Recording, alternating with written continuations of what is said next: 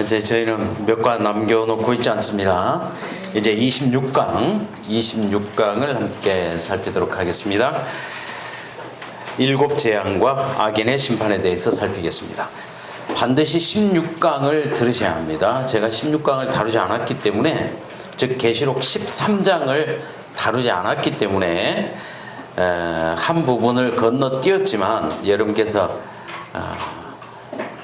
공부하셨다 생각하고 이제 15장과 16장을 다루도록 하겠습니다. 저희는 계시록 12장 살펴봤고요, 13장을 건너뛰고 14장을 살폈습니다. 이제 15장으로 넘어가도록 하겠습니다. 15장과 16장에는 일곱 재앙이 구체적으로 기록되어 있습니다. 특별히 16장에 기록이 되어 있습니다.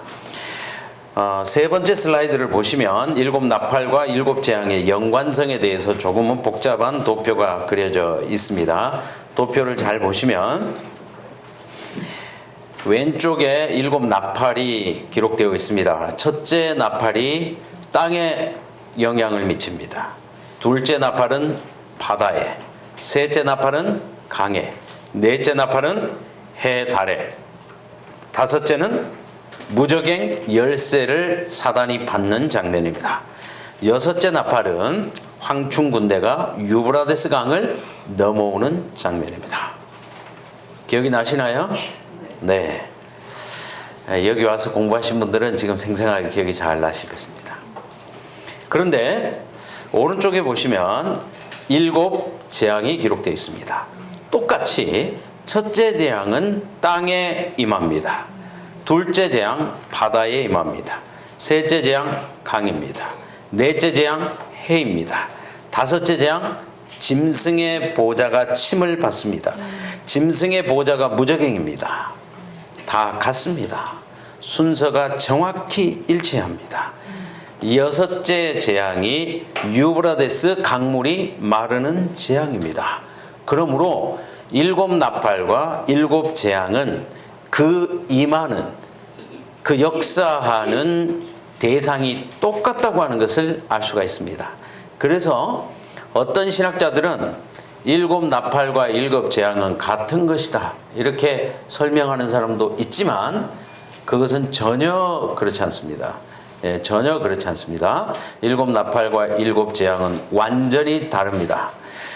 그러면 일곱 나팔과 일곱 재앙이 무슨 연관성이 있느냐라고 하는 것은 여호수아 6장이 우리들에게 사실 빛을 주고 있습니다. 잘 아시는 것처럼 여호수아의 군대들이 여리고를 무너뜨릴 때 그들이 나팔을 불면서 여리고를 돌았습니다. 그래서 매일같이 나팔을 한번 불고 한 바퀴 돌고 이 일을 엿새 동안 반복했습니다. 그리고 일곱째 날에는 나팔을 7번 불었습니다. 그리고 그들이 하나님 앞에 함성을 지를 때 여리고성이 완전히 무너진 것을 볼 수가 있습니다. 그러니까 7번째 나팔은 사실 그 안에 일곱 재앙이 다 들어 있습니다. 그림을 보시면 좀 이해가 되시겠습니까? 예, 그림을 그렇게 확대해서 그려 놓았죠? 예. 뭐 대답 안 하시기로 기도하고 오신 분들. 네. 정리라고 바쁘셔가지고. 네, 다 제가 그려 왔습니다. 그래서 7번째 나팔, 이 짧은 기간 안에 일곱 재앙이 다 겹으로 들어있는 것입니다. 그래서 일곱 나팔이 일곱 재앙으로 사실 반복되어지지만 두 가지는 각각 서로 역할이 다릅니다. 일곱 나팔은 아직 은혜의 시기에 불려지는 것이기 때문에 아직까지 하나님을 영접하지 않은 사람들에게 경고성 재앙이 됩니다. 하나님께서 자기 백성들과 교통하는 방법은 성경 말씀, 또 천연계의 계시, 또 예수 그리스도, 즉 성령을 통한 예수 그리스도의 사역. 그래서 천연계의 계시를 일반 계시라고 부르고 성경을 특별 계시라고 부르고 십자가, 예수님의 생애를 최고의 계시라고 부르는 것입니다. 그래서 하나님의 백성은 모든 방법으로 하나님과 교통할 수 있지요. 특별히 특별 계시를 통해서 하나님의 섭리를 우리는 낱낱이 깨달을 수가 있습니다. 그러면 악인들은 어떻게 하나님과 교통할 수 있겠습니까? 일반 계시입니다. 그래서 하나님께서 자기 백성에게는 언약의 축복과 저주, 예언의 말씀을 통해서 늘 갈 바를 지시하지만 하나님을 멀리 떠난 악인들에게는 하나님께서 천연계의 징조를 통해서 그들을 부르시는 것입니다. 그래서 의인들을 부르시는 방법이 7인의 기록이 되어 있고 악인을 부르는 방법이 7 나팔의 기록이 되어 있습니다. 그래서 7 나팔은 주로 천연계의 징조를 보여주고 있는 것입니다. 그런데 7 나팔은 아직 은혜의 시기 동안에 불려지는 것이기 때문에 그 목적이 분명합니다. 이 재앙들을 통해서, 경고를 통해서 너무 멀리 떠나간 자기 백성을 하나님이 부르고 있다는 사실을 우리는 알 수가 있습니다. 그런데 7 재앙은 은혜의 시기가 끝난 후에 내려집니다. 이것은 반드시 기억하셔야 됩니다. 7 재앙은 은혜의 시기가 끝난 후에 내려집니다. 그렇다면 질문이 생깁니다. 하나님께서 인생들에게 시험을 허락하실 때는 목적이 있지요. 그것을 감사히 받으라고 했습니다. 그 시험의 의미가, 또 시험이 다 끝나고 나면 하나님께서 나를 이렇게 선히 인도하셨구나 하는 하나님의 인도하심을 깨달을 수 있다 그 말입니다. 그런데 은혜의 시기는 이미 닫혔고 의로운 자는 그대로 의롭고 불의를 행하는 자는 그대로 불의할 수밖에 없는 이때에 왜 하나님께서 7 재앙을 내리실까라고 하는 것이 큰 의문입니다. 여러분 그렇게 생각 안 해보셨습니까? 네, 그것을 오늘 해결하는 것입니다. 네 번째 슬라이드, 나팔과 재앙의 연관성에 대해서 제가 읽어보겠습니다. 두 재앙은 모두 하늘 성소에서 출발된다. 그 소론이 다 하늘 성소에서, 모든 계시의 출발은 사실 하늘 성소인데 특별히 7 나팔이나 7 재앙은 하늘 성소에서 불을 땅에 쏟는 모습으로 백성들이, 하나님의 의인들이, 순교자들이 제단 아래에서 부르짖을 때 그들의 기도가 하늘로 상달된 후에 기도를 상징하는 향로를 땅으로 엎는 장면이 7 나팔과 7 재앙입니다. 그러므로 7 나팔과 7 재앙의 공통점은 다 기도에 대한 응답이라고 하는 것을 알 수가 있는데 이 두 가지 다 하늘 성소에서부터 출발됩니다. 그런데 하늘 불을 땅에 쏟는 나팔 서론 장면을 배경으로 하고 있지요. 7 나팔의 서론 장면, 계시록 8장 1절부터 5절 사이에 자세히 기록이 되어 있습니다. 그런데 7번째 나팔 속에 7 재앙이 모두 포함되는 구조이다. 그렇죠? 그러므로 나팔은 초림과 재림 사이에 긴 역사적 사건을 나타내지만 7 재앙은 7번째 나팔에 이루어지는 짧은 기간에 적용된다. 그렇죠? 종말의 짧은 기간에 해당하는 것입니다. 나팔이 은혜의 기간 동안의 회개를 목적으로 주어지지만 재앙은 더 이상 회개를 목적으로 하지 않는, 자비가 섞이지 않는 재앙이다. 이 자비가 섞이지 않는에 밑줄을 그으시고요. 그래서 계속해서 셋째 천사의 기별에도 자비가 섞이지 않는 잔을 마신다는 경고가 포함되는 것이 7 재앙을 의미한다는 것을 알 수가 있습니다. 그래서 7 재앙은 은혜의 시기가 끝난 후에 내려진다는 사실을 이해하는 것이 가장 중요하고, 그것이 5번째 슬라이드의 제목으로 나와 있습니다. 계시록 15장 1절, 또 하늘에 크고 이상한 다른 이적을 보매 7 천사가 7 재앙을 가졌으니 곧 마지막 재앙이라. 하나님의 진노가 이것으로 마치리로다. 자, 마지막 재앙의 밑줄을 그으시고요. 드디어 우리는 마지막에 도착한 것입니다. 그래서 하나님이 내리시는 마지막 재앙. 2절, 또 내가 보니 불이 섞인 유리바다 같은 것이 있고 짐승과 그의 우상과 그의 이름의 수를 이기고 벗어난 자들이 유리바닷가에 서서 하나님의 검은고를 가지고 하나님의 종 모세의 노래, 어린 양의 노래를 불러 이르되. 자, 여기까지 보시면 과거에 모세의 노래를 부를 때는 홍해 바닷가에서 불렀지만 지금은 분위기는 홍해와 비슷한데 그들이 노래 부르는 장소는 하늘이라는 것을 보여주고 있습니다. 그래서 유리바다라는 말을 쓰고 있습니다. 그래서 그들은 하늘에 도착했는데 마치 홍해를 건너는 경험을 했다, 그 말입니다. 그래서 그들이 부르는 노래는 모세의 노래이고 어린 양의 노래를 부르고 있는 것입니다. 그렇다면 홍해의 1차적인 의미는 무엇인가요? 홍해는 의인과 악인을 정확하게 가르는 것입니다. 애굽 사람과 출애굽한 사람을 이제는 영원히 완전하게 그 운명을 가르는 것입니다. 그래서 홍해를 건너온 이스라엘은 완전한 구원이 보장되는 것이고, 홍해를 건너지 못하거나 홍해 가운데 침몰한 애굽의 사람들은 거기에서 멸망하게 되는 것입니다. 그래서 홍해의 경험은 의인과 악인의 완전한 구분이라고 하는 것을 알 수가 있습니다.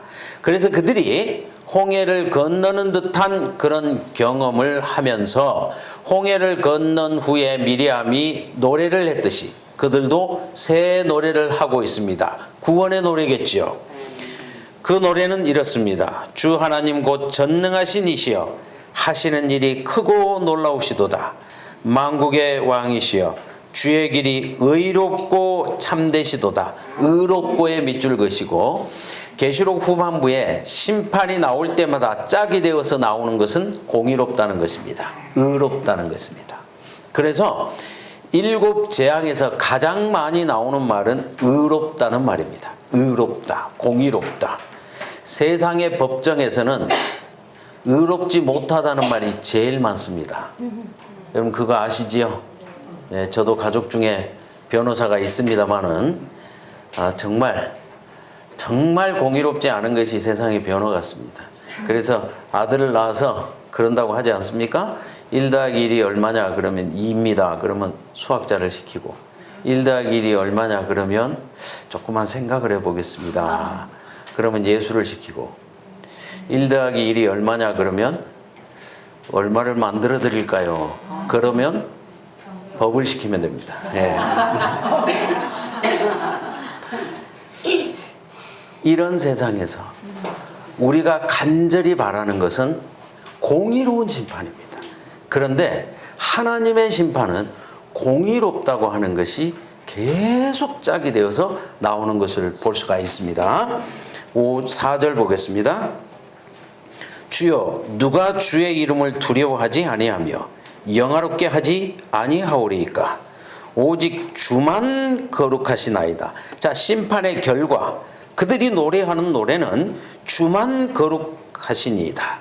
주의 의로우신 일이 나타났음에, 또 의지 않습니까? 공의로운 일이 나타났음에 만국이 와서 주께 경배하리이다 하더라.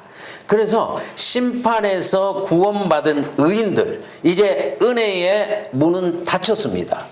의인들이 노래하기를 주의 심판은 공의롭습니다. 이렇게 노래하고 있습니다. 자, 모세의 노래와 어린 양의 노래를 부르는 이들은 구원받은 자들이죠. 그들이 심판에 대해서, 하나님의 심판에 대해서 의롭다고 노래하고 있습니다. 그 다음 118쪽입니다. 별표 5개를 하시고요. 19장으로 넘어갔습니다. 자, 7 재앙이 끝났습니다. 끝나고 난 다음에 한 번 더 노래합니다.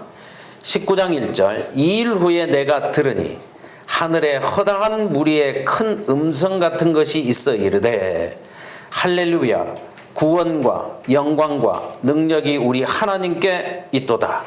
그의 심판은 참되고 의로운지라. 음행으로 땅을 더럽게 한 큰 음녀를 심판하사 자기 종들의 피를 그 음녀의 손에 갚으셨도다 하고, 두 번째로 할렐루야 하니 그 연기가 세세토록 올라가더라. 자, 이제 악인의 심판이 다 마쳤습니다. 그러고 난 다음에도 의인들은 여전히 하나님의 심판은 의롭다고 노래하고 있습니다. 자, 그러니까 오른쪽에 보시면, 도표를 보시면 2300주야까지니 그때의 심판이 시작되고 있습니다. 지성소가 열렸습니다. 대쟁투의 마지막 전쟁, 성소 정결의 계시가 일어났습니다. 그리고 의인들이 구원받을 것이 결정되고 모세의 노래와 어린 양의 노래를 부릅니다. 그때의 의인들은 하나님의 심판에 대해서 의롭다고 찬양합니다. 이제 의인과 악인은 운명이 결정되었습니다. 그리고 악인들에게 7 재앙이 내렸습니다. 이것은 악인의 심판이고 마지막 재앙입니다. 그 후에 의인들은 한 번 더 노래하기를 하나님의 심판이 공의롭다고 찬양했습니다. 그러니까 의인의 심판이 끝나고도 공의롭다는 찬양이 불려지고, 악인의 심판이 끝나고도 공의롭다는 찬양이 울려 퍼졌습니다. 그러니까 심판은 처음부터 끝까지 공의롭다는 말과 짝을 이루고 있다는 걸 알 수가 있습니다. 그래서 바울도 천하를 공의로 심판하시는 하나님이라는 말을 쓰고 있는 것입니다. 그래서 심판이 공의롭다라고 하는 것입니다. 그렇다면 하나님이 어떻게 심판하시면 공의로울까요?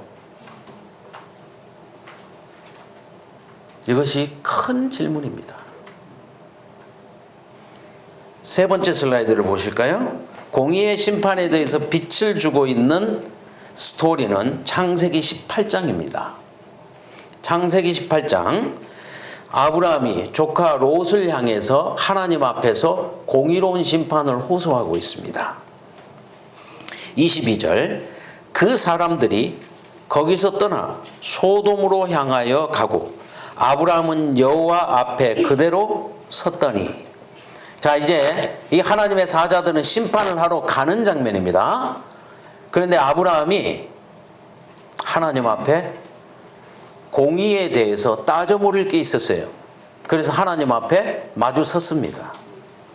그리고 따지듯이 묻습니다. 아브라함이 가까이 나아가 이르되 주께서 의인을 악인과 함께 멸하려 하시나이까? 25절, 주께서 이같이 하사 의인을 악인과 함께 죽이심이 부당하오며 의인과 악인을 같이 사하심도 부당하니이다. 자, 2가지 점에서 하나님께 하나님의 공의에 대해서 묻고 있습니다. 의인을 악인과 함께 죽이는 것은 공의롭지 않고, 의인과 악인을 같이 취급하는 것도 공의롭지 않다. 아브라함이 이렇게 따져 묻습니다. 세상을 심판하신 이가 정의를 행하실 것이 아니니까? 아브라함이 하나님께 따져 묻고 있습니다. 자, 그렇다면 하나님이 세상을 공의롭게 심판한다는 것은 위에 도표에 제가 요약한 것처럼 의인을 심판할 때는 구원의 타당성을 모든 사람이 공감해야 됩니다. 악인을 심판할 때는 멸망의 타당성을 공감해야 합니다. 그렇지 않겠습니까? 이것이 공의롭다는 뜻 아니겠습니까? 그래서 하나님의 심판은 철저한 것입니다. 철저한 것입니다. 그래서 조사 심판에 대해서 조금은 두려움이 있는 사람도 있습니다.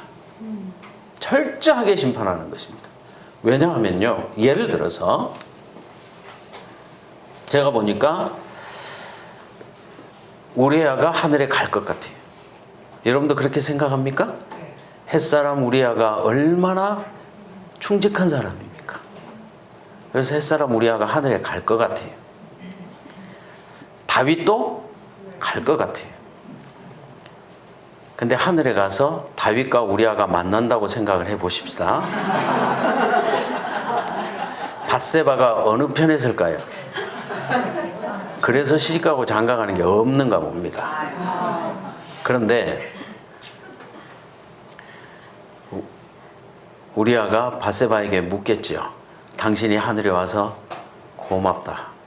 그리고 어떻게 살았느냐? 그럼 밧세바가 기억 안 난다.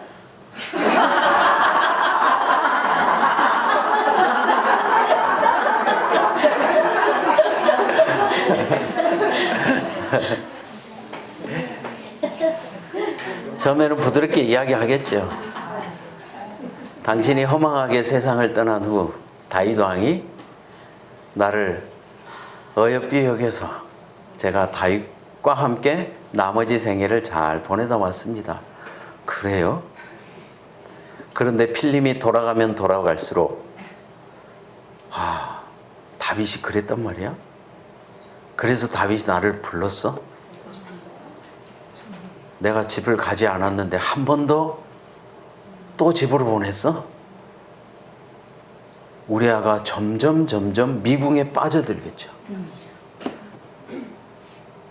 다윗이 정말 그랬단 말이야? 도무지 이해할 수 없는 일이 벌어지는 것이지요. 근데 만약에 하나님이 어설프게 심판을 하신다면 영원까지 이 의문은 풀리지가 않는 것입니다. 그래서 하나님이 우리를 조사하되 마지막 죄 하나까지 조사한다 그 말입니다. 그러고도 내가 심판에 통과했다면 우리아가 생각할 때 다윗도 그 심판을 통과했다면 내가 다윗을 용서할 마음이 있습니까? 있죠.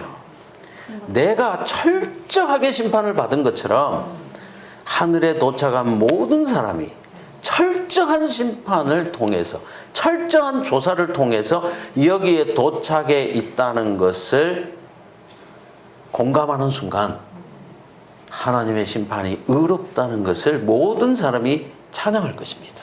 그래서 심판은 이처럼 철저하게 조사되는 것입니다. 네. 그런데 반대로 악인의 심판을 생각해 보세요. 악인의 심판. 우리의 가까운 사람 중에 하늘에 도착하지 않는 사람이 있다면 우리는 하나님께 영원히 질문할 것입니다. 내 가족 중에 누가 왜 못 왔습니까? 하나님 한 번만 더 기회를 주실 수 없었습니까? 왜 이처럼 빨리 결정을 하셨습니까? 우리 아들이 회개할 수도 있었지 않습니까? 그래서 자기가 기도하고 자기가 응원했던 모든 사람들에 대해서 하나님께 아브라함이 하나님께 따져 묻듯이 이렇게 심판하는 것이 공의로 세상을 판단하는 분의 심판이 맞습니까? 이렇게 말하게 될 것입니다. 그래서 이 마지막 재앙이 필요한 것이고 제가 지금부터 차근차근 왜 악인의 심판이 이렇게 진행되는지에 대해서 설명을 하게 되면 여러분도 하나님의 심판이 공의롭다는 것을 찬양하게 될 것입니다. 자, 5절부터 보겠습니다. 또 2일 후에 내가 보니 하늘의 증거장막의 성전이 열리며 7 재앙을 가진 7 천사가 성전으로부터 나와 맑고 빛난 세마포 옷을 입고 가슴에 금띠를 띠고 네 생물 중에 하나가 영원토록 살아계신 하나님의 진노를 가득히 담은 금 대접 7을 그 7 천사들에게 주니.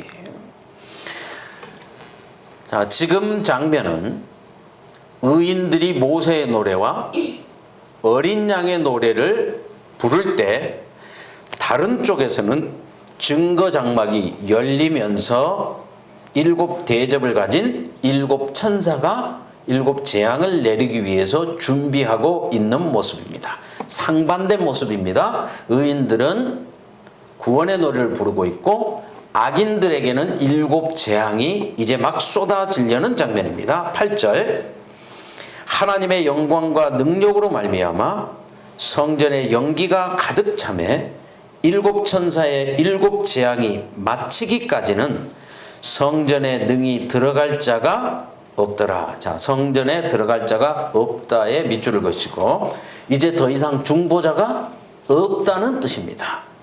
그러니까 예수님께서 계시록 11장 19절에서 하늘의 지성소가 열리면서 언약궤가 보이고 심판이 시작되는 때를 알려주기 때문에 인자 같은 이가 지성소로 들어가셨지만 이제는 예수님께서 지성소에서 나오심으로 지성소에 연기가 가득하고 아무도 성소에 들어갈 수 없다. 즉 예수님께서 성소에서 나오셔서 이제는 복수의 옷으로 갈아입는 장면이 계시록 15장 8절이다 라고 하는 것을 알 수가 있겠습니다.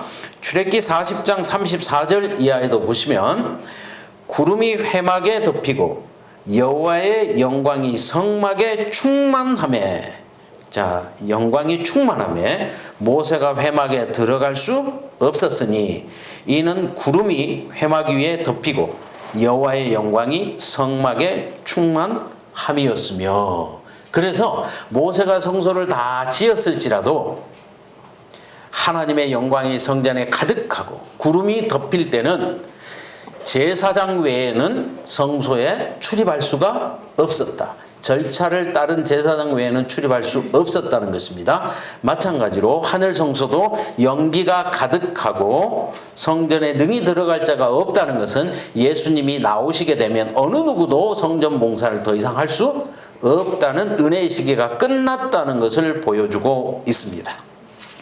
그래서 계시록 15장은 아주 짧은 장인데요.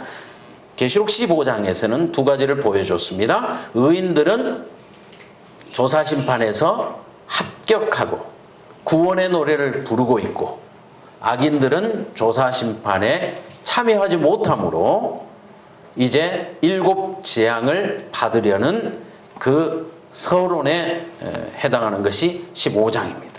그리고 16장은 이제 7 재앙이 실제로 쏟아져 내리는 장면을 보여주고 있습니다. 이제 종말의 주역들과 종말 시간표.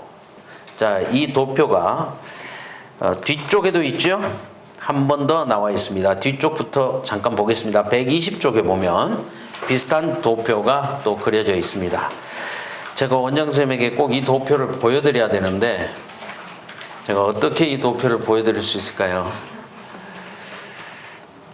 자, 그 도표에서 은혜의 시기 끝에 7 재앙 시작이라고 하는 오른쪽 밑에 음영 처리된 박스를 보이시죠? 그 박스에 보면 은혜의 시기가 언제 끝나는지 그 시기를 제가 표시해 두었습니다. 잘 보시기를 바랍니다. 그러면 왼쪽은 은혜의 시기가 끝나기 전이라는 뜻이고 오른쪽은 끝난 후의 사건이라는 것을 아실 수가 있겠죠? 네, 은혜의 시기는 이때 끝이 납니다. 다시 앞으로 돌아오셔서 이 도표를 먼저 계략적으로 한번 살펴보겠습니다. 왼쪽에 보면 박스가 5개가 있습니다. 남은 무리, 새 천사 기별, 세속 집단, 새 더러운 영, 마귀 3위 이렇게 되어 있습니다. 그래서 세상 역사 마지막에 세력은 3가지의 세력이 등장합니다. 남은 무리와 세속 집단과 마귀 3위. 그래서 항상 세상 역사는 이 세 집단으로 구성되어 있습니다. 즉 하나님을 신실하게 믿는 남은 무리와 하나님을 대적하는 악의 세력, 그게 마지막은 마귀 3위입니다. 그리고 그 중간에 끼어 있는 세속 집단, 이렇게 세상은 항상 세 무리로 나뉘어져 있습니다. 이해되시죠? 그러니까 중간 지대에 있는 세속 집단들, 이 집단들은 아직 어느 쪽에 설 것인지 그들이 결정하지 않았기 때문에 이들에게는 세 천사의 기별을 통하여서 교회로 선교하는 일이 필요하고, 또한 마귀의 3위도 세 천사의 기별에 대항해서 계시록 13장에는 마귀 3위가 등장하지요. 마귀의 세 동맹체가 누구인가요? 용과 바다에서 올라온 짐승과 땅에서 올라온 짐승. 그렇죠? 이 세 세력이 한꺼번에 일을 할 것이기 때문에 이것을 마귀 3위라고 부르는 것입니다. 그래서 마지막 때에 악마적인 세 집단이 연합해서 남은 무리를 대적해서 전쟁을 일으킬 터인데, 첫째로 양쪽 다 중간 담장 위에 올라가 있는 이 그룹, 영어식으로는 이제 담장 위에 올라가 있다고 그래요. 우리는 중간지대라고 표현하지 않습니까? 담장 위에 올라가 있는 사람의 특징은 뭐죠? 예, 어느 쪽으로 뛰어내릴까 아직 결정을 안 했다는 뜻입니다. 그래서 이 세속 집단들에게 양쪽 다 선교를 하는 것입니다. 그래서 저희는 세 천사의 기별을 전하는 것이고, 마귀의 3위는 거기에 반대되는 짐승의 표를 가지고 이들을 공격하는 그러한 전도가 계속 진행이 되는 것입니다. 그래서 이 세 세력을 눈여겨보시고, 자, 오른쪽으로 가셔서요. 이제 도표를 제가 왔다 갔다 하면서 계속 볼 것이기 때문에 도표를 잘 보시기를 바랍니다. 그래서 119쪽 첫 번째 슬라이드에는 제가 세 세력을 이렇게 계시록의 언어로 정리해 두었습니다.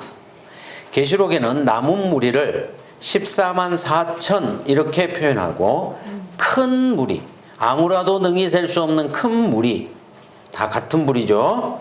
옷을 지키는 자, 깨어있는 자, 택하심을 입은 자, 부르심을 입은 자, 예수님의 인도를 따르는 자, 이렇게 여러 가지 언어로 표현되어 있습니다. 다 같은 무리입니다. 그런가 하면 오른쪽에 큰 성 바벨론을 이루고 있는 적그리스도적인 세력, 타락한 종교의 연합체, 그들은 큰 음녀 바벨론이라고 불리고, 큰 성 바벨론이라고 불리고, 그냥 큰 성이라고도 불리고, 새 더러운 영이라고도 불립니다. 다 같은 무리를 표현하는 것입니다. 그 사이에 끼어 있는 정치 경제적으로 모여 있는 자들, 그들은 세속 세력인데, 유브라데스 강물, 많은 물, 세상의 왕들, 땅에 거하는 자들, 짐승, 열불, 여러 나라와 족속과 방언과 민족, 이런 말로 표현되고 있습니다. 자, 세 주역에 대해서 잘 살피셨습니까? 네, 그래서 세상 역사 마지막에는 이 삼겹줄이 꼬이듯이 세 세력이 이렇게 복합적으로 서로 작용하면서 세상 역사 마지막이 사실 끝나게 됩니다.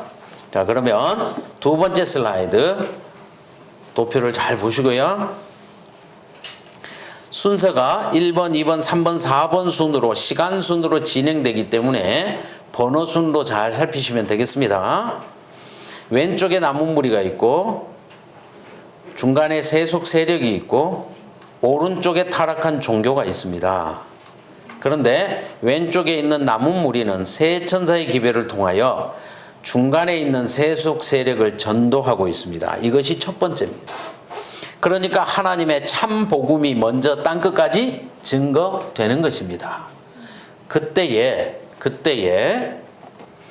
타락한 종교, 새 더러운 영, 마귀의 삼위도 더러운 영의 활동을 통하여서 세속의 세력을 자기 편으로 이끌어가기 위해서 활동하는 것입니다. 그렇죠? 전 시간에 말씀드린 것처럼 진품이 있어야 짝퉁이 의미가 있다고 말씀을 드렸죠? 근데 요즘 중국이 고민하는 것은 짝짝퉁 때문에 고민을 한다고 그래요. 그래서 짝퉁을 흉내낸 짝짝퉁을 만들어서 중국 안에서 서로 싸우는 이 일이 벌어지니까 중국의 법관들이 이거를 잘못했다고 할 수도 없고, 왜냐하면 짝퉁도 어차피 잘못을 했는데 더 큰 잘못한 사람을 나무라기가 형 애매하다고 말입니다. 그래서 요즘 세상은 진품도 있지만 짝퉁도 있고 짝짝퉁도 있고 그런가 하면 진퉁도 있다 그래요. 그래서 세상이 참 복잡합니다. 그런데 모든 것의 시작은 진짜가 있어야 가짜가 의미가 있는 것이죠. 그래서 첫 번째는 새 천사의 기별이 땅끝까지 전파되는 것이고, 두 번째는 이제 악의 세력들이 거기에 대항해서 새 더러운 영의 활동을 통해서 활동하는 일이 그 다음에 뒤따르게 되는 것입니다. 새 천사의 기별은 심판하실 시간이 이르렀으니 창조주를 경배해라. 바벨론이 무너졌으니 속히 바벨론에서 나오라. 그 다음 하나님의 인을 받고 짐승의 표를 받지 말라. 짐승의 표를 받으면 7 재앙을 받고 영원히 멸망하게 될 것이라는 기별이었습니다. 그런가 하면 악의 세력들도 분노하여서 짐승들을 집결시키고 짐승의 표를 강요하는, 그래서 이것을 전쟁으로 표현하는 것입니다. 자, 이제 세 번째 슬라이드를 보겠습니다. 이렇게 선악 간의 대쟁투가 진행되는 가운데서 결정적으로 하나님께서 허락하시게 되면 짐승의 우상이 세워지게 되고, 짐승의 표를 가지고 하나님의 백성을 대항하는 일이 있게 되는데, 그때는 언제인가 하면, 자, 계시록 13장 13절을 읽어보겠습니다. 계시록 13장 13절. 큰 이적을 행하되 심지어 사람들 앞에서 불이 하늘로부터 땅에 내려오게 하고, 땅에서 올라온 짐승이 세상의 사람들을 자기 편으로 집결시키기 위해서 불이 하늘에서 땅에 내려오게 하는 이 이적을 행한다, 그 말입니다. 그러면 과거에는 엘리야가 남은 자들을 집결시킬 때에 불이 하늘로부터 땅에 내려오게 했지만, 세상 역사 마지막에는 정반대의 현상이 일어난다, 그 말입니다. 그러니 얼마나 많은 사람이 여기에 미혹되겠습니까? 그래서 우리가 정신을 바짝 차려야 되는 것입니다. 그래서 거짓 선지자와 거짓 그리스도를 조심하라고 하는 것입니다. 그래서 과거에 하나님께서 사용했던 방법을 마지막에는 사탄이 사용하는 것입니다. 그래서 불이 하늘에서 땅에 내려오게 하는 이 사건이 결정적으로 중간에 끼어 있는 세속 세력들이 사탄의 세력에게 사로잡히는 때가 되는 것입니다. 이때가 되면 바로 악의 세력과 정치적인 세력이 연합하는 일이 일어나게 되는 것입니다. 자, 왼쪽에 도표로 와 보십시다. 자, 거기에 3번이 갈멜산 적혀 있죠? 갈멜산이라고 적혀 있고, 지금까지는 마귀의 세력들과 세속의 집단이 따로따로 움직였지만, 갈멜산 사건으로 말미암아 두 세력이 완전히 하나로 합쳐지는 일이 일어나게 되는데, 이때가 되면 과거에 중세 가톨릭 교회에서 정치와 종교가 하나로 연합했던 것처럼 이때가 되면 마지막 때 한 번 더 정치와 종교가 연합되는 일이 일어나게 되고, 그때가 되면 짐승의 우상이 세워지는 때가 된다 그 말입니다. 그런데 이 불이 하늘로부터 땅에 내려오게 하는 그 일을 누가 한다는 것입니까? 땅의 짐승이 한다는 것입니다. 그래서 미국의 개신교회가 과거에 엘리야가 했던 것과 비슷한 방법으로 강신술입니다. 그래서 여러분이 각 시대의 대쟁투를 읽어보시면 강신술에 대해서 그처럼 많이 경고되어 있고, 이 강신술에 미혹되지 않기 위해서는 영원 조건적 멸절설 혹은 영원 조건적 불멸설을 분명히 깨닫고 있어야 된다라고 했고, 오늘날 제7일 안식일 예수 재림교와 여호와 증인 외에는 어느 교회도 이 사후세계의 영들의 세계에 대해서 올바른 교리를 갖고 있지 못합니다. 그래서 대부분의 개신교회는 불이 하늘에서 땅에 내려오는 이러한 일을 통하여서 강신술에 완전히 사로잡히게 될 것입니다.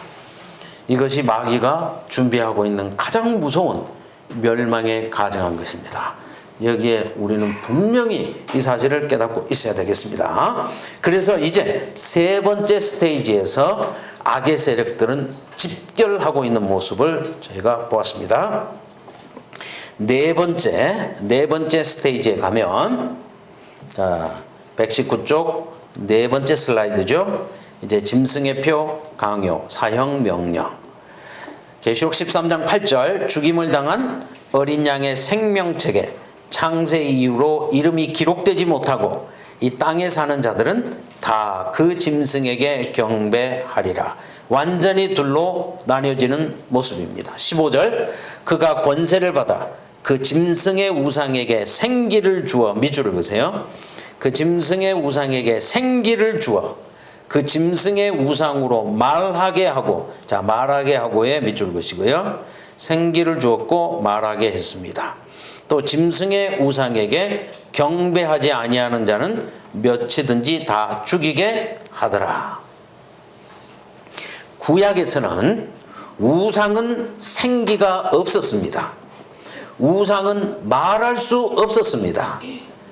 하나님의 선지자들만 하나님을 대신해서 예언할 수 있었고, 하나님만이 생기를 줄 수 있는 분으로 구약은 반복적으로 기록했습니다. 그래서 선지자들이 우상을 정죄할 때 말도 할 수 없고 생기도 없는 나무로 만든 피조물이라고 계속해서 그 우상에 대해서 정죄했습니다.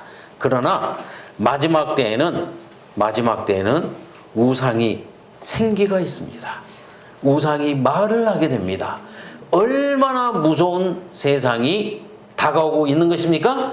그러니까 과거에 하나님께서 사용하셨던 모든 방법을 사탄이 흉내내면서 지금 세상의 세력을 완전히 사로잡아서, 그 옆에 득세라고 적어보세요. 득세. 과거에 작은 뿔이 득세했던 것처럼 이제 마지막 때 한 번 더 짐승의 우상을 통하여, 짐승의 우상이 뭐라고 했습니까? 네? 그렇죠. 타락한 개신교의 단체, 즉 정권을 이용하는, 법에 호소하는 타락한 개신교의 단체, 성경 말씀을 의지하는 것이 아니라 정치적인 힘에 의지하는 타락한 개신교 단체가 우상이라고 말씀드렸죠. 당연히 하나님의 백성이라면 말씀에서 권위를 찾아야 하나, 그가 정치의 손을 벌린다는 것은 말씀의 권위를 완전히 버렸다는 것을 의미하는 것이지요. 그래서 미국의 개신교회가 성경의 권위를 버리고 세상의 권세에 손을 내밀게 될 때 미국의 개신교회는 짐승의 우상이 되는데, 그 짐승은 바로 작은 뿔, 과거에 한때, 두때, 반때 동안 그 작은 뿔이 정치와 종교를 연합시켜서 득세했던 것처럼 이 마지막 때에 타락한 개신교회도 세력을 잡기 위해서 그러한 방법, 정치를 이용하는 방법을 쓰게 되는데, 이때가 바로 갈멜산에서 불이 하늘로부터 땅에 내려오게 하는 이때를 기점으로 그들은 득세하게 되는 것입니다. 그들이 득세하기 때문에 이제는 과거에 작은 뿔이 했던 일을 똑같이 반복할 수 있는 것이죠. 그래서 그들은 매매를 못하게도 하고 사형명령도 내리고 일요일 휴업령도 내리는데, 이 모든 것이 다 과거 한때 두때 반때 동안 짐승이 했던 일을 반복하는 것입니다. 이것이 미래에 속한 일이기 때문에 제가 100% 이렇다라고 말씀드릴 수는 없으나, 지금 각 시대의 대쟁투가 예언하고 있는 것은 과거에 짐승이 그러했던 것처럼 앞으로 세워질 짐승의 우상도 또한 그러할 것이라는 것을 이야기하고 있습니다. 저도 개인적으로는 100% 확신합니다. 왜냐하면 이것이 짐승의 우상이기 때문이에요. 우상이라는 말은 그 본질을 그대로 나타낸다는 뜻이죠. 그러니까 과거의 짐승이 한때 두때 반때의 권세를 받았을 때에 그가 했던 일을 짐승의 우상이 똑같이 반복한다는 뜻입니다. 그래서 가톨릭 교회가 했던 그 일을 타락한 미국의 개신교회가 똑같이 반복하게 될 때에 그것이 짐승의 우상이 되는 것이고 음녀의 딸들이 되는 것입니다. 과거에 가톨릭 교회가 음녀였던 것처럼 미국의 타락한 교회는 음녀의 딸들이 되는 것입니다. 다음 시간에 제가 설명하겠습니다. 자, 네 번째 스테이지를 보겠습니다. 다섯 번째 슬라이드. 과거에 로마에서의 국가적 일요일 휴업령. 자, 이건 과거입니다. 그렇죠? 과거. 로마 교회가 364년 라오디게아 종교회의에서 안식일을 토요일에서 일요일로 변경하였다. 그 다음 서기 321년 3월 7일 로마의 컨스탄틴 황제가 일요일을 공휴일로 하는 휴업령을 선포하였다. 이 두 가지 사건은 과거에 짐승이 했던 일입니다. 그런데 미래의 짐승의 우상도 이러한 일을 반복할 것이라는 것은 당연한 추론이죠. 그렇기 때문에 과거에 했던 일을 똑같이 반복하게 될 때 그것은 짐승의 표를 받지 않는 자는 몇이든지 다 죽이게 하더라는 종교 재판이 반복될 것이라고 하는 것입니다. 그래서 과거에 때와 법을 변경했던 것처럼 다가오게 될 짐승의 우상도 변경된 법을 자기의 권위로 강요하게 될 것이고, 과거의 짐승이 종교 재판을 통하여 하나님의 백성을 핍박하고 심지어 사형명령을 내렸던 것처럼 미래의 그 짐승의 우상도 같은 일을 반복하게 될 것이다, 그 말입니다. 대쟁투 449쪽을 읽겠습니다. 법률로서 일요일 준수를 강요하고 진정한 안식일 준수에 관한 사실이 온 세계에 밝혀질 때에는 하나님의 명령을 어기고 로마 교회 명령과 다름이 없는 명령에 순종하는 자들은 로마 교회에 복종하고 로마교가 제정한 제도를 강제로 시행하는 그 권세에 복종하는 자들이다. 그들은 짐승과 그 우상에게 경배하는 자들이다. 그러니까 이 짐승의 우상에게 경배한다는 것은 법률로서 일요일 준수를 강요할 때에 이것이 과거의 짐승의 권위의 표였던 것처럼 미래에도 법률로서 일요일 준수를 강요하는데 복종하게 되면 그들은 짐승의 표를 받게 되는 것이다, 이렇게 표현했습니다. 그러니까 짐승의 표는 언제 세워지는 것입니까? 법률로서 예배의 날짜를 강요할 때 짐승의 표가 세워지는 것입니다. 그러니까 지금 일요일 날 예배하는 것은 짐승의 표는 아직은 아닙니다. 그렇죠? 아직 짐승의 우상이 나타나지도 않았고 짐승의 우상이 가장 권위 있게 생각하는 표도 아직 법률로서 제정되지 않았기 때문에 지금은 중간 단계에 있는 것이죠. 지금은 중간 단계에 있는 것입니다. 그러나 이것이 법률로서 확실히 온 세상에 드러나게 될 때는 이것이 짐승의 표가 되는 것이고 이것이 짐승의 권위에 복종하는 표가 되는 것이고 그때에는 그 권위에 복종할 것이냐 하나님의 인을 받을 것이냐 하는 것이 결정된다 그 말입니다. 계속해서 중세 종교재판 즉 사형명령이 반복될 것이다. 대쟁투 604쪽 하나님의 계명을 대항하는 싸움에 가담하고 있는 세상의 세력들은 모든 자, 곧 작은 자나 큰 자나 부자나 빈궁한 자나 자유한 자나 종들로 거짓 안식일을 지킴으로써 교회의 습관을 따르도록 명령할 것이다. 거절하는 자들은 모두 법률상 형벌을 받게 되고 마침내 그들은 사형을 받아 마땅하다는 선고를 받게 될 것이다. 이것은 반복입니다. 중세 종교 재판의 반복입니다. 그러니까 큰 선에서 볼 때 짐승의 우상은 과거에 짐승이 했던 일을 반복할 것이다 라고 하는 것입니다. 반복. 그렇죠? 너무나 당연하지 않습니까? 하나는 짐승이고 하나는 짐승의 우상이니까요. 근데 이게 보통 우상이 아니다 그 말이에요. 생기도 있고 말도 하는 우상이다 그 말입니다. 그러니 선한 사람들이 두렵고 놀라운 가운데서 하나님의 인을 받지 아니한 어린 양의 생명책에 그 이름이 기록되지 아니한 자들은 다 미혹되게 될 것이다. 이렇게 기록되어 있습니다. 자, 이제 그 다음 슬라이드 다섯 번째 스테이지 왼쪽 도표를 또 보고 오실까요? 다섯 번째 스테이지 뭐죠? 은혜식이 끝입니다. 끝. 자, 사형명령이 먼저 내려졌고 그 다음에 뭐가 오는 것입니까? 은혜식이 끝이 오는 것입니다. 그러면 사형명령이 왜 내리는 것일까요? 지난 시간에 제가 설명드린 것처럼 하나님께서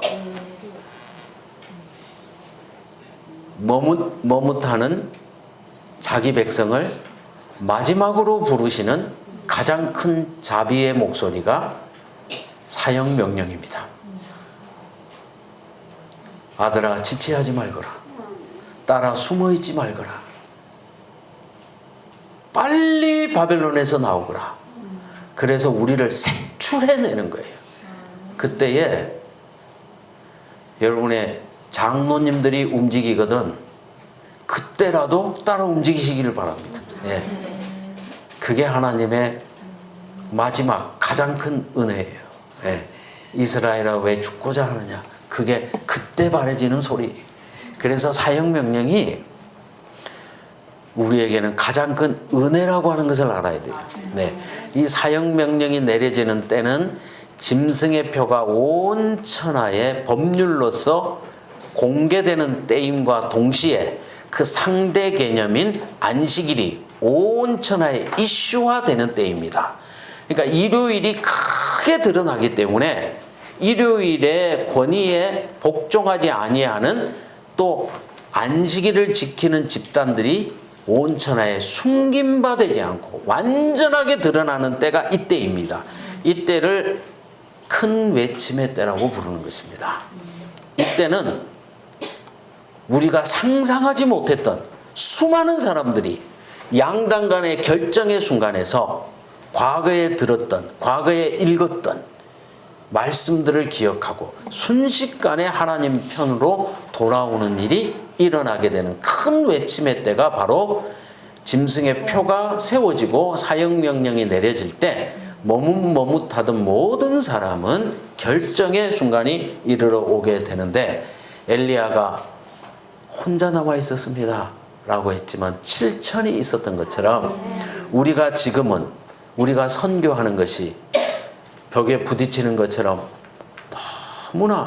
너무나 정말 듣기나 하는지, 예, 쳐다보기나 하는지 이렇게 생각이 들지만 그때가 되면 수많은 사람들이 그때를 기억하고 돌아오게 될 때인데 그때를 큰 외침이라고 부르는 것이지요. 그리고 짧은 기간에 시험이 있은 후에, 이 기간은 굉장히 짧습니다. 뒤에 제가 곧바로 설명을 드릴 것입니다. 은혜의 시기가 끝나는 것입니다. 앞에 살펴본 것처럼 은혜의 시기는 끝나고 계시록 22장 11절만 읽겠습니다. 불의를 행하는 자는 그대로 불의를 행하고 더러운 자는 그대로 더럽고 의로운 자는 그대로 의를 행하고 거룩한 자는 그대로 거룩하게 하라 라고 하는 음성이 들립니다.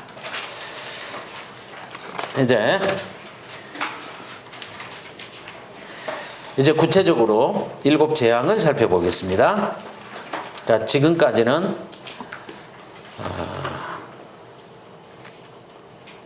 아직 은혜의 시기가 끝나지 않았기 때문에 구원의 문이 열려 있었죠. 그러나 이제 은혜의 시기가 딱 닫히면서 7 재앙이 내리기 시작합니다. 자, 5번째 스테이지, 2번째 슬라이드, 계시록 16장 2절. 첫째 천사가 가서 그 대접을 땅에 쏟음에 짐승의 표를 받은 사람들과 그 우상에게 경배하는 자들에게 악하고 독한 종기가 나더라. 둘째 천사가 그 대접을 바다에 쏟음에 바다가 곧 죽은 자의 피같이 되니 바다 가운데 모든 생물이 죽더라. 셋째 천사가 그 대접을 강과 물의 근원에 쏟음에 피가 되더라. 자, 셋째까지 살펴봤습니다. 넷째까지 다 읽겠습니다. 그 밑에 4번째 슬라이드 8절. 넷째 천사가 그 대접을 해에 쏟음에 해가 권세를 받아 불로 사람을 태우니 10절. 또 5째 천사가 그 대접을 짐승의 보좌에 쏟으니 그 나라가 곧 어두워지며 사람들이 아파서 자기 혀를 깨물고 아픈 것과 종기로 말미암아 하늘의 하나님을 비방하고 그들의 행위를 회개하지 아니하더라. 자, 하나님을 비방하고 회개하지 아니하더라에 별표 5개 하십시오. 자, 첫째부터 5째까지의 재앙이 땅에 쏟아져 내렸습니다. 많은 신학자들이 이것은 상징이 아니고 실제적일 것이라고 생각하고 있습니다. 지금까지는 은혜의 시기였기 때문에 많은 것들이 상징적이었지만 은혜의 시기가 끝난 이후에 이것은 실제적일 것이다. 아직까지 정확한 답은 없습니다. 그러나 실제적일 것이라고 생각하고 있습니다. 그렇다면 천연계 전체가 지금 흔들리고 있는 것이죠. 네, 마실 물도 부족해지는 것이고 독한 종기가 나서 모든 사람이 부르짖고 있는 것이고 불이 사람을 태우고 올 여름만 해도 정말 태운다는 말이 생각날 정도였는데 더 심하다는 것이겠죠. 이런 일이 실제적으로 벌어진다 그 말입니다. 그렇다면 아직 의인과 악인은 은혜의 시기가 끝났다는 것을 모르고 있습니다. 모르고 있습니다. 모르고 있는 중에, 중보자가 없는 중에 이 땅에는 엄청난 실제적인 재앙들이 내리기 시작합니다. 그러니까 사람들은 이 재앙들을 피할 수 있는 방법을 찾기 위해서 온 세상 사람들이 한 마음이 되어서 우리가 어떻게 하면 이 천연계의 재앙을 멈출 수 있을까? 그래서 모든 과학자들로부터 시작해서 모든 정치인들까지 다 한 마음으로 이 재앙을 피하는 길을 찾는 것입니다. 자, 열왕기상 18장 16절 읽어보겠습니다. 왼쪽에 있죠? 3번째 슬라이드. 오바댜가 가서 아합을 만나 그에게 말하매 아합이 엘리야를 만나러 가다가 엘리야를 볼 때 아합이 그에게 이르되 이스라엘을 괴롭게 하는 자여 너냐? 자, 3년 반 동안 비가 오지 않았습니다. 괴롭겠죠. 네, 실제적인 기근이었습니다. 실제적인 가뭄이었습니다. 실제적인 재앙이었습니다. 그때 이스라엘의 모든 사람이 왕이 명령을 해서 우물이라는 우물을 다 파도록 했지만 우물을 만나지 못했습니다. 그때 이 아합이 엘리야를 만나서 말하기를 이스라엘을 괴롭게 하는 자 너냐? 이 똑같은 일이 이 7 재앙이 내릴 때 반복된다 그 말입니다. 그래서 악인들이 생각할 때 이러한 재앙이 내리는 이유는 우리와 한마음으로 기도하지 않는 이 작은 무리들 때문에 이러한 재앙이 우리에게 임하고 있다고 생각을 하는 것입니다. 그래서 지금 온 세상은 일요일 휴업령과 일요일 법령 아래 한 마음이 되어 있는데 그들과 다른 마음을 가지고 있는 소수의 집단이 있는데 그들이 일요일 준수를 거부하고 하나님의 인이라는 안식일을 가지고 이 권위에 복종하지 않는 따로 구별된 무리들이라고 그들은 생각을 하는 것입니다. 그래서 실제적인 재앙은 아합과 아합 가문 때문에 이세벨 때문에 재앙이 내리고 있지만 그들이 생각할 때 이 재앙은 엘리야 때문에 온다고 생각을 하는 것입니다. 그래서 아합은 엘리야를 정죄하고 엘리야를 통해서 이스라엘을 괴롭게 하는 자여 너냐라고 부르짖는 것이지요. 그래서 하나님의 백성들은 완전히 이 말이 적절한 말인지 모르겠네요. 왕따라는 말이 표준어인가요? 뭐라고 해야 되죠? 소외된다? 외톨이가 된다? 따돌림을 당한다. 예. 하나님의 인을 받은 자들은 완전히 따돌림을 당하고 핍박을 당하고 그들에게 사형 명령이 내려질 뿐만 아니라 그들을 적극적으로 가려내서 죽여야 된다는 실제적인 행동이 계시되게 되는 때가 바로 이때다 그 말입니다. 그래서 7 재앙이 내려질 때에 악인들은 점점 한 마음으로 연합하게 되고 이 재앙을 제거하기 위해서 간절해지게 되고 그 재앙을 피할 수 있는 방법으로 그 원인을 제공한 자들을 하나님의 입맞은 자들이라고 생각하게 되고 그들을 공격하게 된다 그 말입니다. 이제 6번째 슬라이드로 가겠습니다. 또 내가 봄에 개구리 같은 새 더러운 영이 용의 입과 짐승의 입과 거짓 선지자의 입에서 나오니 그들은 귀신의 영이라 이적을 행하여 온 천하 왕들에게 가서 하나님 곧 전능하신 이의 큰 날에 있을 전쟁을 위하여 그들을 모으더라. 새 영이 히브리어로 아마겟돈이라 하는 곳으로 왕들을 모으더라. 이제 이 모든 재앙을 해결하기 위해서 한 마음으로 연합하는데 연합할 때 사탄이 사용하는 방법이 무엇인가 하면 더러운 영을 가지고 이적을 행하는 것입니다. 개구리 같은 새 더러운 영으로 이적을 행하는 것입니다. 자, 이 부분이 제가 뒤에 있는데요. 시간이 좀 촉박해서 빨리 122쪽으로 가보겠습니다. 122쪽. 또 내가 봄에 자 계시록 16장 13절이죠. 개구리같이 새 더러운 영 나오죠? 오른쪽에 두 번째 슬라이드 출애굽기 8장 6절 이하에 아론이 애굽 물들 위에 그 손을 내밀매 개구리가 올라와서 애굽 땅에 덮이니 요술사들도 자기 요술대로 그와 같이 행하여 개구리가 애굽 땅에 올라오게 하였더라.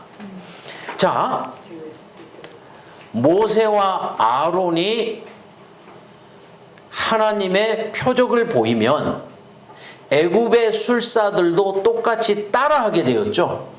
그렇기 때문에 바로의 마음이 더 강팍해지게 되었죠. 그래서 바로의 술사들이 모세와 아론을 따라할 수 있는 마지막이 개구리를 끌어올리는 것이었습니다. 그 다음부터 세 번째 재앙부터는 따라할 수가 없었어요. 그러니까 애굽의 술사들이 하나님을 대적하여 이적을 행할 수 있는 마지막 단계는 개구리 재앙이었습니다. 그러니까 계시록으로 다시 돌아와서요. 지금 용의 입과 짐승의 입과 거짓 선지자의 입에서 나오는 이러한 하나님을 회방하는 말들이 개구리 같은 새 더러운 영, 이적과 함께 행해질 것인데 그들이 사용할 수 있는 최고의 이적을 사용한다 그 말입니다.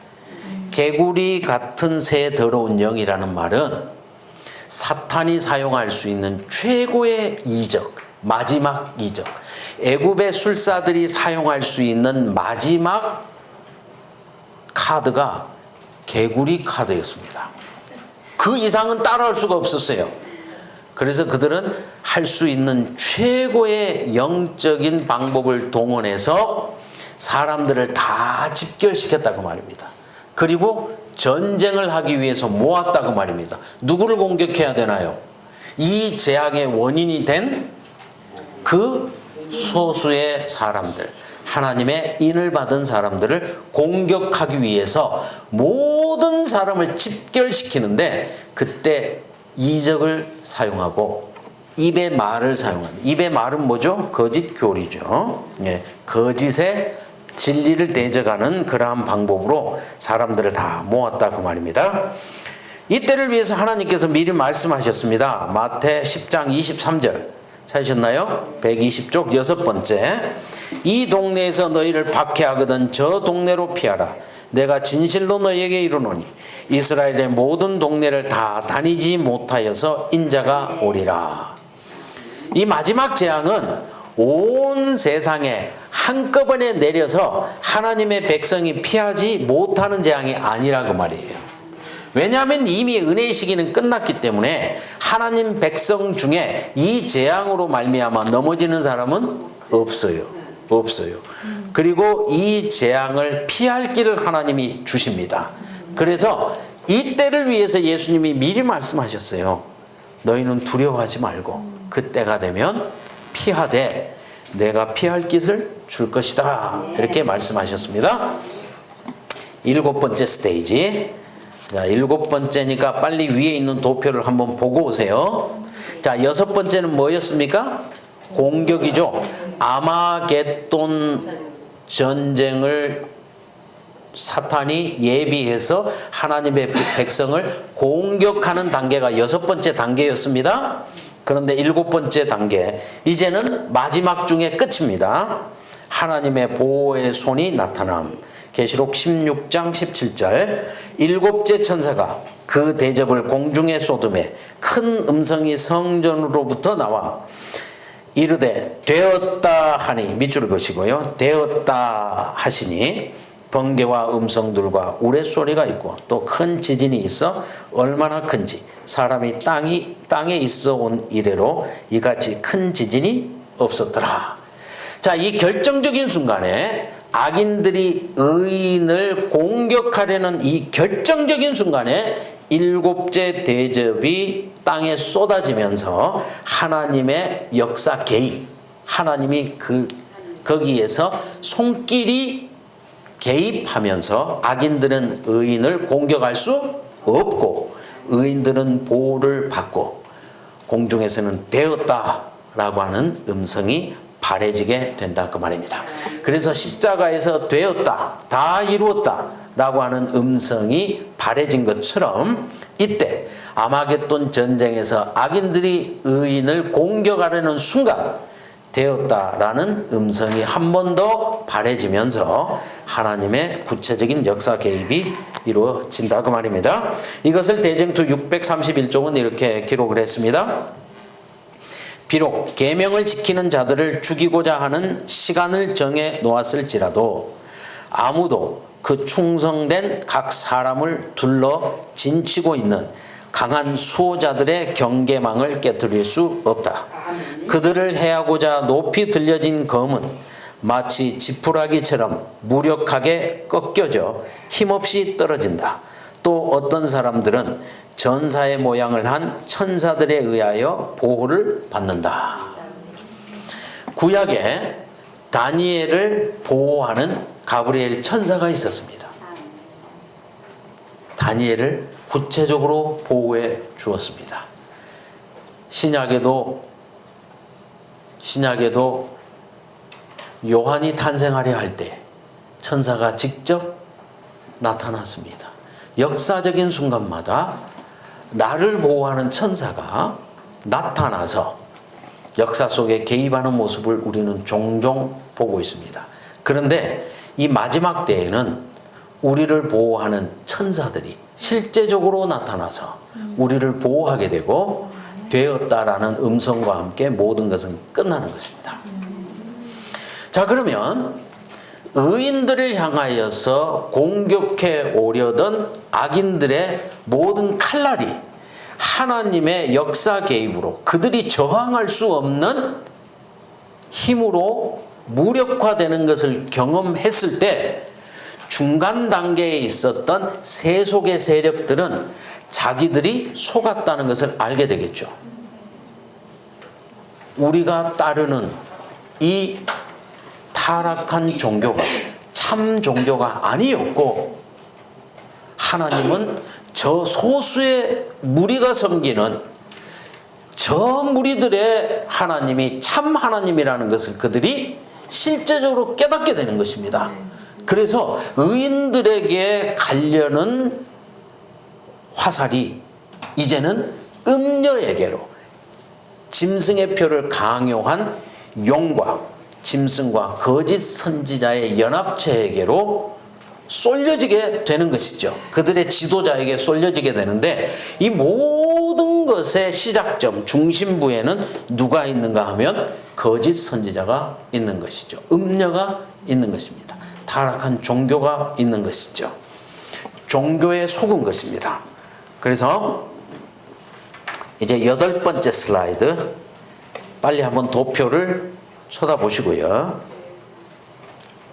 자, 이제 하나님이 역사 속에 개입하면서 연합되었던 두 무리는 완전히 나뉘어지게 됩니다. 그들이 속았다는 것을 깨닫고 이 마귀의 세력으로부터 분리되어 나오는 것입니다. 자, 합쳐졌다가 분리되어 나오는 이 과정을 잘 이해하셔야 되겠습니다. 그래서 분리되어 나옵니다. 그리고 중간 단계에서 속았던 사람들. 네. 근데 이 두 부류가 다르죠. 마귀 3위는 마귀에게 충성하는 사람이고 존재들이고 지금 세속 집단은 마귀에게 미혹된 집단이죠. 그렇죠? 그래서 마귀 3위는 이마의 표를 받는 자들이고 세속 집단은 손의 표를 받는 자들이에요. 그래서 이마의 표를 받는 자들은 그들이 신앙적으로 마귀에게 충성하는 것이고 세속 집단은 경제적인 이유로 정치적인 이유로 세상의 이권 때문에 마귀와 잠시 연합했던 세력들이에요. 그들은 미혹된 것이죠. 그러나 제가 하나님을 비방하고 회개하지 아니하더라의 밑줄 그라고 했죠. 그들이 속은 것은 알았지만 회개는 하나요, 안 하나요? 안 하는 것입니다. 가롯 유다가 자기의 잘못은 깨달았지만 회개하지 않고 목숨을 끊었습니다. 자, 그런 상태에 지금 있는 것입니다. 자, 8번째 스테이지 보셨죠? 이제는 분리된 두 세력 중에 속은 세력이 악마적인 세력을 공격하는 것입니다. 그러니까 하나님의 백성을 공격하려던 총칼은 자신들을 미혹했던 음녀에게로 향하게 되는 것입니다. 계시록 17장 16절 네가 본 바 이 열불과 짐승은 음녀를 미워하여, 그렇죠, 이제 깨달은 거예요. 음녀에게 속았다는 걸 알게 된 거예요.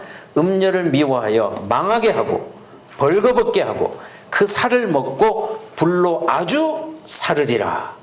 이는 하나님이 자기 뜻대로 할 마음을 그들에게 주사 한 뜻을 이루게 하시려고 그들의 나라를 그 짐승에게 주게 하시되 하나님의 말씀이 응하기까지 하심이라.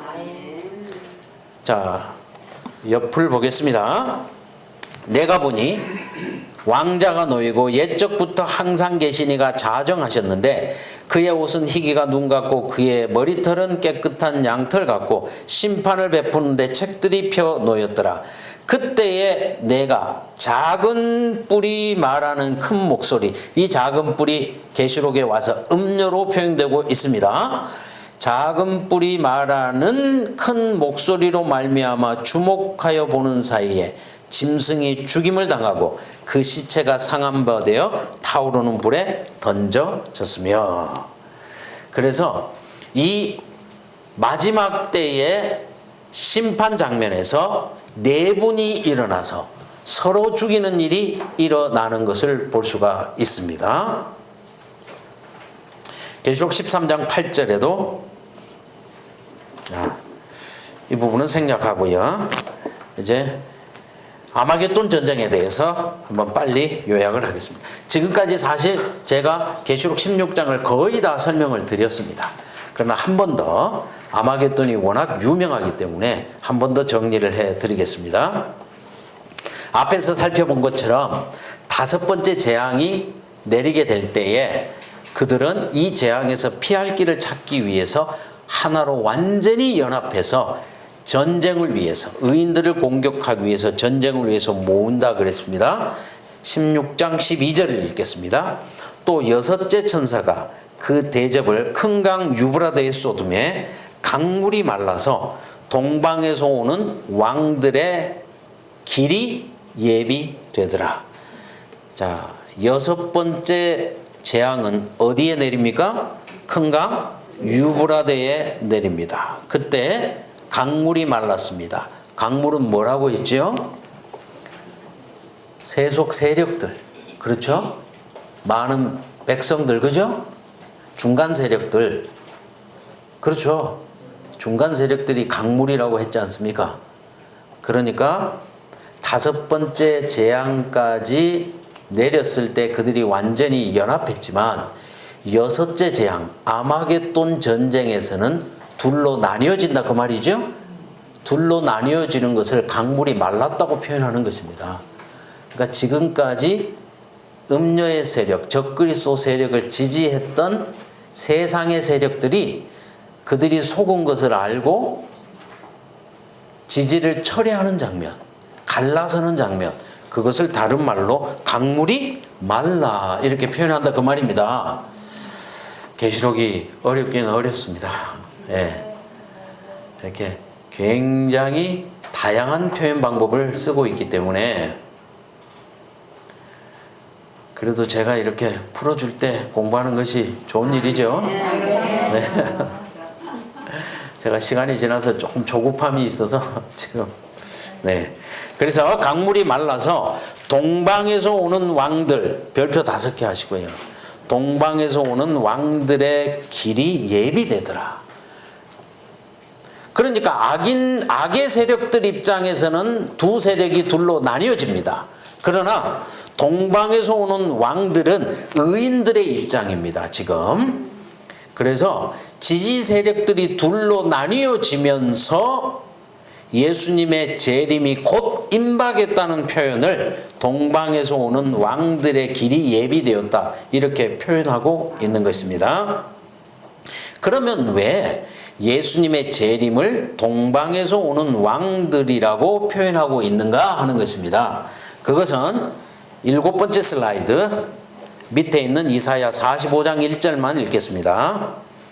여호와께서 그의 기름 부음을 받은 고레스에게 이같이 말씀하시되 내가 그의 오른손을 붙들고 그 앞에 열국을 항복하게 하며 내가 왕들의 허리를 풀어 그 앞에 문들을 열고 성문들이 닫히지 못하게 하리라. 그래서 고레스에 대한 예언이 예레미야서나 이사야에 기록되어 있는데 특별히 이사야에는 2번씩 자세하게 기록되어 있는데 고레스에 대해서 기름 부음 받은 고레스라고 표현되어 있습니다. 성경에서 기름 부음 받은 자는 둘밖에 없습니다. 예수님하고 고레스 둘밖에 없어요. 그래서 이 고레스가 예수님을 예표하는 사람입니다.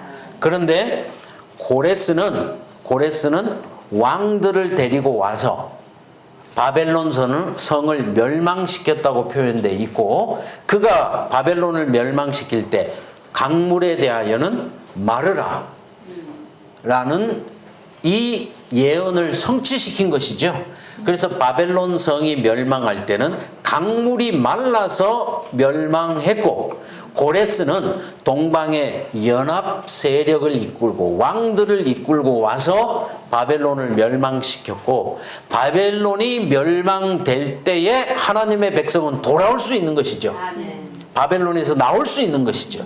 그러니까 구약에서 포로되어 갔던 이스라엘이 돌아오는 때는 바벨론이 멸망하고 고레스가 석방령을 내릴 때, 귀환령을 내릴 때 돌아오는 것입니다.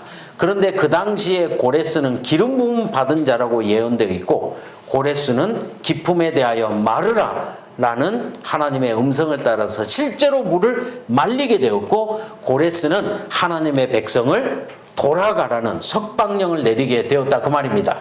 그래서 여기에 유브라데 강물이 말랐다는 것은 이 모든 것을 배경으로 하고 있는 구약의 언어죠. 그러니까 하나님께서 이 길고도 긴 이야기를 유브라데스 강물이 말랐다는 말로 표현하고 있으니 하나님의 지혜가 얼마나 놀랍습니까? 뿐만 아니라 계시록이 얼마나 어렵겠습니까? 그러니까 구약의 모든 이야기의 주제 파악이 안 되면 계시록을 읽을 때 혼란스러워지는 것이죠. 그래서 전반부의 강의를 들어보시면 계시록을 해석한다는 것은 구약 전체를 주제 파악하는 것이다. 제가 그런 말을 여러 번 반복하고 있지요. 자, 그러면 동방에서 오는 왕들이 실제적으로 누구냐 하는 것입니다. 자, 마지막 슬라이드 계시록 17장 14절. 그들이, 자, 10왕입니다. 모르셔도 좋고요. 어린 양과 더불어 싸우려니와, 그러니까 그들은 악의 세력들이죠. 그러니까 마지막 때의 10뿔, 10왕, 이것이 세속 세력이죠. 그렇죠? 강물에 해당하는 사람이죠. 그들이 어린 양과 더불어 싸우려니와, 어린 양은 만주의 주시요. 자, 만주의 주의 밑줄을 보세요. 만주는 주가 많다는 뜻이죠. 그렇죠. 만명의 주 중에 주, 가장 으뜸이 예수님이다, 그 말이죠. 그 다음에 만왕의 왕이심으로 예수님을 왕 중의 왕, 이렇게 표현하고 있죠. 그러니까 예수님을 따르는 자들에게도 왕이 많이 있군요. 그렇죠. 그러니까 양쪽 다 왕들이 많이 있어요. 그러니까 악의 세력들도 땅의 왕들을 모았어요. 예수님도 왕들을 모았다고 표현하고 있어요. 그런데 사실 이 왕들이 누군가 하면 구원받은 자들을 왕으로 표현하고 있는 거예요. 그래서 만왕의 왕이심으로 그들을 이기실 터예요. 세상의 왕들을 이기실 터예요. 그러니까 지금 계시록 17장 14절은 왕들의 전쟁을 보여주고 있어요. 세상의 왕들이 아마겟돈도 집결했어요. 그런데 잠시 후에 예수님께서 만왕의 왕으로, 우리가 왕으로 표현되어 있어요. 우리를 다 거느리고. 그러니까 악의 군대들이 다 집결했는데 이제 의의 군대가 나타날 것이에요. 그래서 악의 군대도 왕들이라고 표현하고 의의 군대도 왕들이라고 표현하고 예수님을 만왕의 왕, 왕 중의 왕으로 표현하는 것입니다. 자, 계시록 5장 10절. 그들로 우리 하나님 앞에서 나라와 제사장들을 삼으셨으니, 자, 의인들이죠? 그들이 땅에서 왕노릇 하리로다.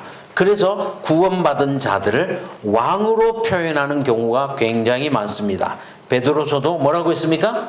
우리를 왕 같은 제사장이다, 이렇게 표현하고 있지 않습니까? 그래서 여섯째 천사에서 악의 세력들은 아마겟돈으로 집결하고 있는데 집결하고 있는데 하나님께서는 그 물을 말려버리신다 그 말입니다.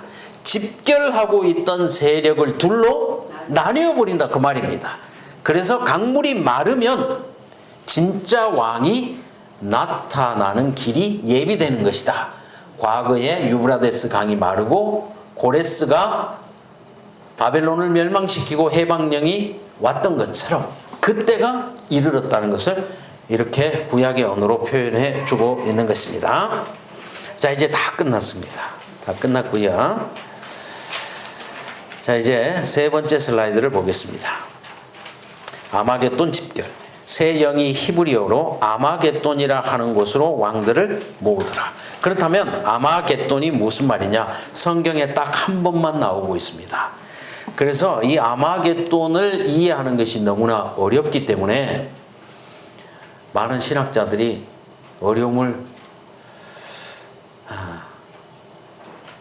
성경에서 제일 어려운 게 뭐냐? 그럼 아마겟돈이다. 그렇게 말할 정도입니다. 그런데 이 아마겟돈에 관한 세계에서 가장 유명한 논문을 쓴 분이 제가 이 책을 지금 여러분에게 집필하게 된 이 원본을 쓴 존 폴린 목사입니다. 앤드루스 대학의 교수입니다. 이 앤드루스 대학의 존 폴린 목사님이 아마겟돈에 관한 논문을 썼습니다. 이 논문이 너무 유명하기 때문에 일요일교회 많은 신학책에 그 논문을 그대로 실어 놓았습니다. 그래서 세상에서 가장 유명한 사전을 꼽으라고 하면 몇 개를 꼽는데 그 중에서 가장 유명한 게 앵커 바이블 딕셔너리라고 합니다. 앵커 바이블 사전. 우리나라에 번역은 안 됐지만 모든 신학자들이 이 사전을 사용합니다. 저도 있습니다.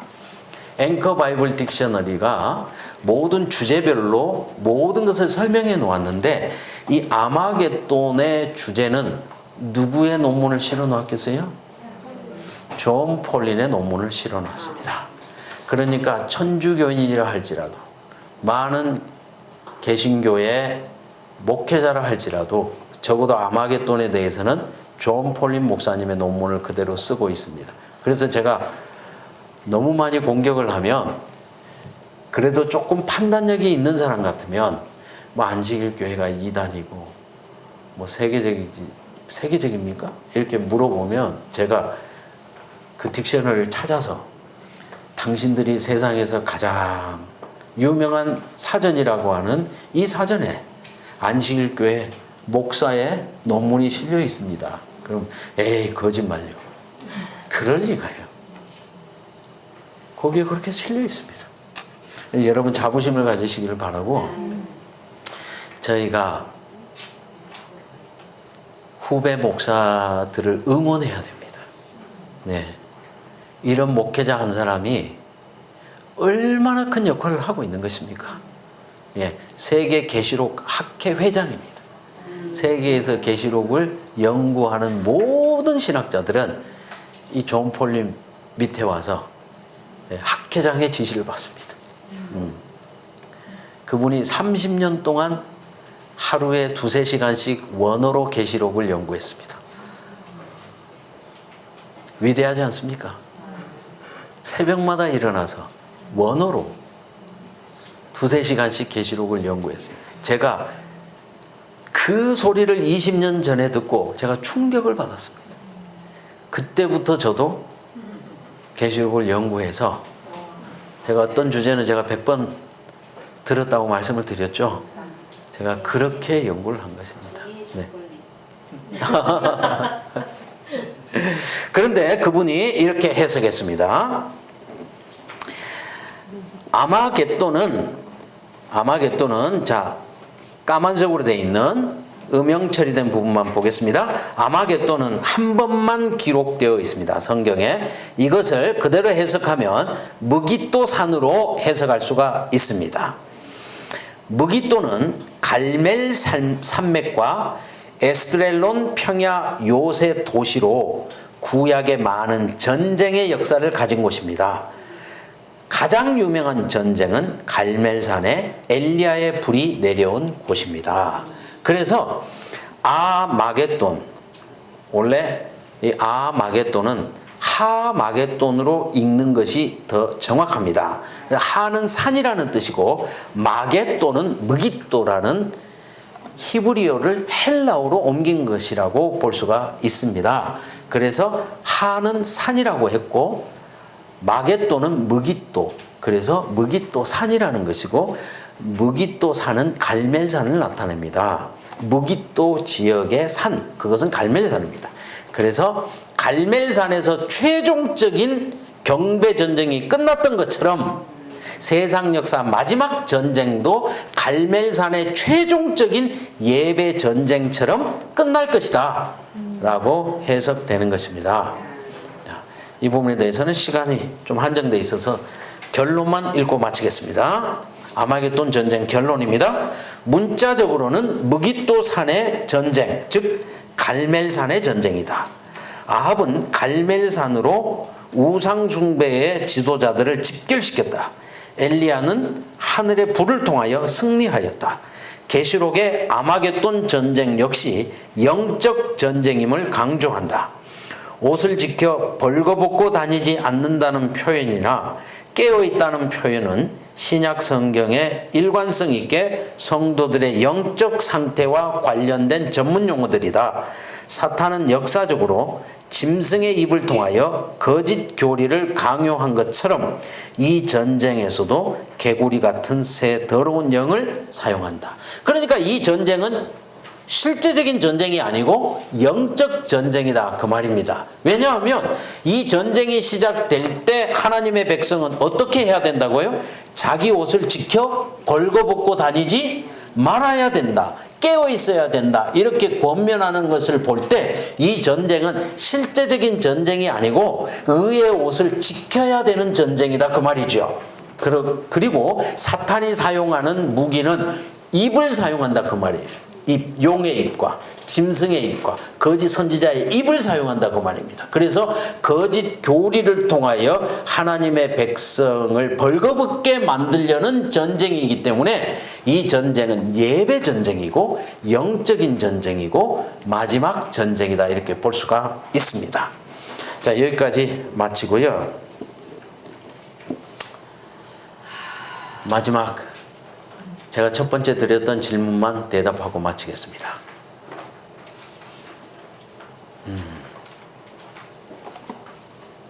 내가 하늘에 갔는데 나의 가족 중에 도착하지 않은 사람이 있으면 여러분도 아브라함처럼 하나님께 따져 묻지 않겠습니까?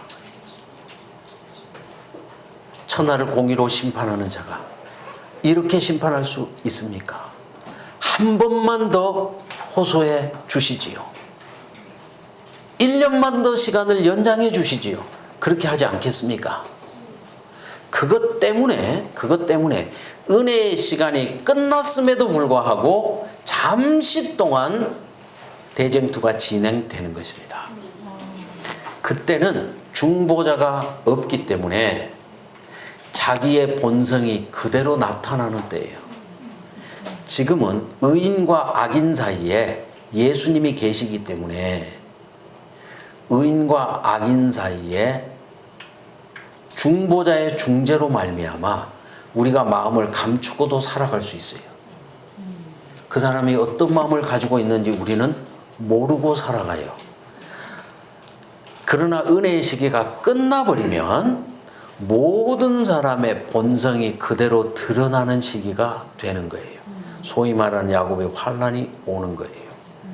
그러면 악인의 본성이 그대로 행동으로 나타나고 의인의 기도가 그대로 나타나는 시기가 되는 것입니다. 이것이 짧은 시기지만 악인의 본성이 온 천하에 드러나기 때문에 더 이상 시간이 주어져도 악인들은 회개하지 않는다는 것이 온 천하에 밝혀지게 됩니다. 그때에 하나님께서 악인의 심판을 끝내시는 것입니다. 그런 모든 광경을 의인들이 다 보고 있기 때문에 하나님의 심판이 공의롭다는 마지막 찬양을 하게 되는 것입니다. 의인들도 마찬가지입니다. 의인들이 무엇을 위해서 기도하는지가 지금까지는 감추어져 있었지만 그들이 이기적인 기도가 아니고 그들이 악인들을 위해서 진정으로 기도해 왔다는 것이 그때에 다 드러나게 되는 것입니다. 네.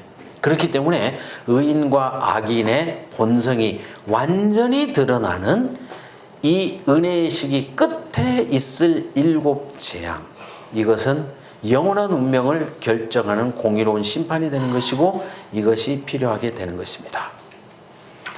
그렇다면 우리가 왜 선교해야 되는지를 한 번 더 생각해야 되지 않겠습니까? 예. 우리가 심판이 끝난 후에 하나님께 공의를 부르짖어도 그들의 본성을 다 본 이후에는 우리도 입을 다물 수밖에 없습니다. 여전히 은혜의 문이 열려있는 이 절박한 시기에 우리가 세상에 죽어가는 사람을 위해서 한 번 더 호소해야 된다는 것을 7 재앙은 우리들에게 보여주고 있습니다. 이것이 마지막 7 재앙에 가는 것이고 이제 음녀의 심판에 대해서 한 번 더 살피면 모든 것이 마치겠습니다. 잠깐 기도하겠습니다. 주님, 부족한 저희들입니다. 그러나 말씀 앞에 서 있습니다. 하나님, 은혜를 더하셔서 말씀이 저희의 육신이 되는 경험을 하게 하시고 이 모든 시험을 이길 만한 능력 있는 주의 편에 서 있는 종들 다 되게 하여 주시옵소서. 예수 그리스도의 이름으로 기도하옵나이다.